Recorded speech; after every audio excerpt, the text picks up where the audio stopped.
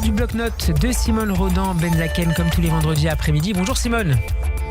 Bonjour Steve. Ravi de vous retrouver. Vous êtes la directrice Europe de l'American Jewish Committee, l'AJC. On va démarrer avec cette enquête qui a fait énormément de bruit, l'enquête du Figaro d'Eugénie Bastier, consacrée au tropisme pro-palestinien du monde. Une problématique à laquelle vous étiez attaqué et sur laquelle vous aviez réfléchi depuis plusieurs mois, en particulier depuis le 7 octobre. Oui, effectivement, on connaît bien évidemment la ligne éditoriale du Monde, notamment, comme vous le dites, depuis le 7 octobre. Mais cela fait quand même plusieurs mois, après avoir fait une émission, notamment avec Benjamin Barth. Comme vous le savez, j'ai fait pas mal de plateaux télé depuis le 7 octobre. Rappelons que c'est le directeur adjoint du service international du Monde. Exactement. Donc j'ai fait quand même pas mal de plateaux télé depuis le 7 octobre, certains pas faciles, avec des débats intenses. Et là, je me suis retrouvée, je pense que c'était au mois de juillet, avec Benjamin Barth sur un plateau. Et je dois dire que j'étais assez choquée parce que malgré tout, connaissant bien évidemment la ligne éditoriale du Monde, je m'attendais pas à une telle hostilité et je m'attendais surtout pas à une telle idéologie. Par exemple, pendant le débat, il m'avait interrompu à plusieurs reprises, notamment pour mettre l'équivalence entre les prisonniers palestiniens en Israël condamnés et pour terrorisme, le cas échéant. Exactement, le cas échéant, et les otages, donc par exemple comme Kfir Bibas, un bébé de 9 mois à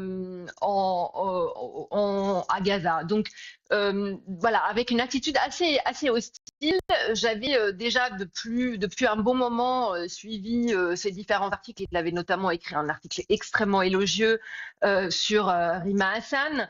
Et surtout, j'avais suivi la femme de Benjamin Barth, qui est une Palestinienne, Moussa Chabi, qui, dès le 7 octobre, avait publié des images et des tweets extrêmement choquants, où elle glorifiait en réalité les actions du Hamas dès le 7 octobre.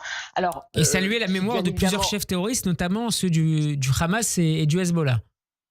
Exactement, elle avait en bas de sur son Twitter, sur son X, elle avait une image des parapentes, connaissant bien évidemment le symbole de celui-ci pendant des mois. Hein. Et donc, bien évidemment, il faut faire la distinction entre la femme, une épouse, et son mari.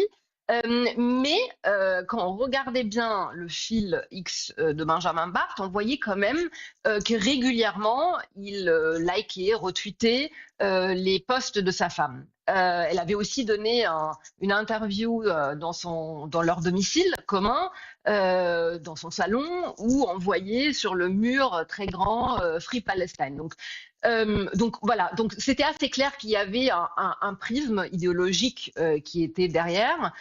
Et donc de voir aujourd'hui cette enquête de Eugénie Bastier pour Le Figaro, il n'y a absolument rien d'étonnant malheureusement, mais ça devrait malgré tout choquer en termes de déontologie. Quand on voit que par Est-ce que exemple, ça peut faire bouger les choses au sein de la direction du Monde, qui compte de prestigieuses plumes, notamment en matière de questions internationales? Est-ce que ça peut susciter en interne notamment plus qu'un débat, une prise de conscience? Je crois qu'il y a aujourd'hui déjà un débat qui a lieu au sein de la rédaction. J'espère que ce débat ait lieu de manière apaisée, parce que d'après ce qu'on comprend, il commence à y avoir une petite chasse aux sorcières. Et donc, j'espère qu'effectivement... Pour savoir qui sont les sources, il faut préciser pour nos auditeurs. Exactement. Qui sont les sources qui ont informé le Figaro? Qui ont parlé au Figaro. Et donc, bien évidemment, il y a, comme vous dites, des excellents journalistes au monde, mais c'est malgré tout quand même très inquiétant sur l'état de nos médias, sur la déontologie de notre presse, hein, qui est soumise en réalité, vous le saviez mieux que quiconque, à un certain nombre de principes qui, semble-t-il, ont été violés à chaque étape. Encore une fois, quand on a dans les bureaux du Monde des images qui sont qui accuse Israël de génocide, qui explique que le 7 octobre arrive dans un contexte de plusieurs massacres depuis la création de l'État d'Israël, on voit quand même qu'il y a encore une fois un prisme idéologique et le lecteur ne le sait pas quand il voit ou quand il lit des informations qui sont en tout cas censées être à peu près neutres. Donc je pense qu'effectivement cela pose question et j'espère aura des conséquences quand même pour toute la rédaction parce que encore une fois, déjà que les Français dans leur ensemble ont une méfiance envers les institutions, envers les médias. Ce n'est jamais une bonne chose de voir un journal totalement dévié de tout principe de neutralité et tout principe de déontologie.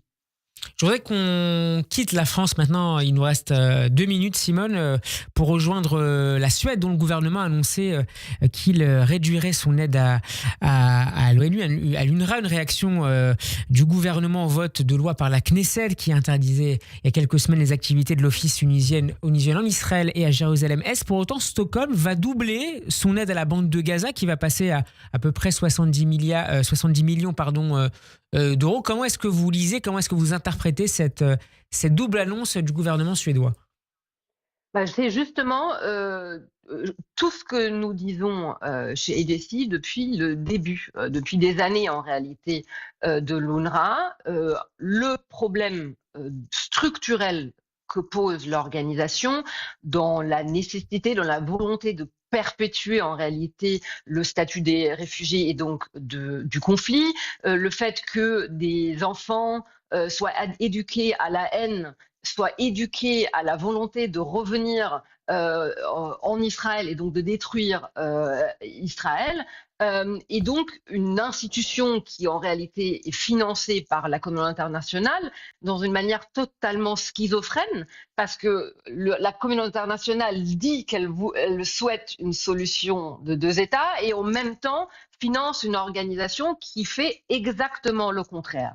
Alors pendant des années, on nous a expliqué que c'était pas possible, que l'UNRWA était indispensable, notamment encore une fois depuis le 7 octobre, que l'aide humanitaire devait rentrer uniquement via l'UNRWA. Et la Suède aujourd'hui démontre que ce n'est pas le cas, qu'il y a des alternatives possibles, y compris des agences onusiennes, et que le monde ne dépend pas uniquement d'une institution, encore une fois, qui a pour objectif de perpétuer en réalité le conflit et qui est aussi, disons-le très clairement, infiltrée par les membres du Hamas. Là aussi, l'idéologie règne. Merci beaucoup, Simone Rodin-Benzaken, d'avoir été avec nous. Shabbat Shalom et très bonne fête de Hanouka. Shabbat Shalom.